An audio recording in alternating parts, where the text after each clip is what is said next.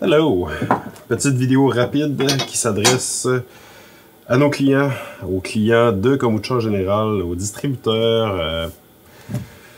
Dans le fond, tout le monde qui achète du kombucha, puis qui souvent c'est dans le but de leur vendre, c'est pas eux autres qui l'ont fait, c'est pas, même pas eux autres qui consomment, puis ne connaissent pas nécessairement tout sur le kombucha. Du kombucha, ça se conserve au froid. J'ai déjà fait une vidéo là-dessus que je peux mettre là, avec tous les détails de pourquoi, de comment, puis comment est-ce qu'on peut garder un kombucha pas au froid, puis qu'il y a des compagnies de kombucha qui ne gardent pas leur kombucha au froid. Mais là, il est arrivé quelque chose. Je vais en parler parce que ça aurait pu être très dangereux. En fait, on a manqué d'avoir un bouchon de kombucha plein les yeux. Juste pour vous dire, c'est ces bouteilles-là.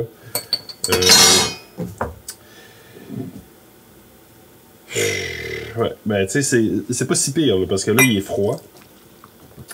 Mais ce kombucha-là n'a pas été gardé au froid. Je vais juste commencer ça, t'inquiète là. On sait que ça refermente si c'est pas gardé au froid, puis blablabla.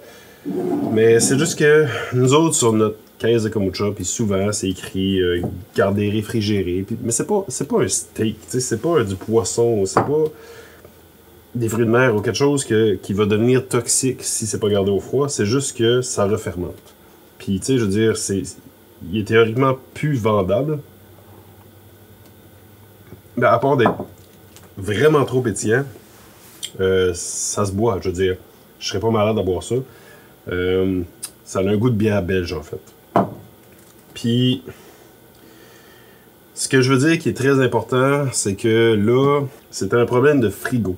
Le frigo a arrêté de fonctionner pendant quelques jours, fait que le client nous a juste appelé pour dire « Hey, est-ce que vous pouvez ramasser vos bouteilles, vu que, tu sais, bon, le frigo a lâché, fait que, tu sais, on a comme eu une perte de kombucha. » Fait que nous autres, pas de problème, parfait.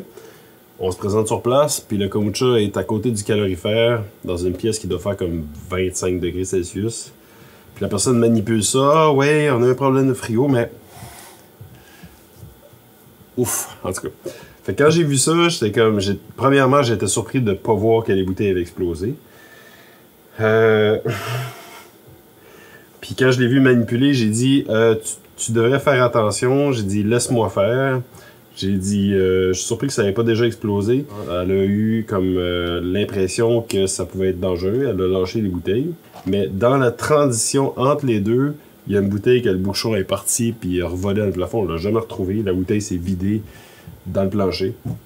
C'est pas la vitre qui a explosé, c'est le bouchon. Donc quand même cool.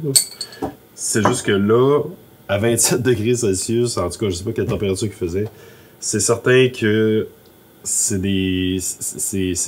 compacté là-dedans, puis tu sais, si tu brasses un peu, ça t'explose en face, c'est sûr. Fait en résumé, si vous avez un problème de frigo, si vous avez n'importe quel problème de manutention, en temps normal, un kombucha ne va pas refermenter. T'sais, ça va y prendre 24 heures, 48 heures avant de commencer réellement à refermenter.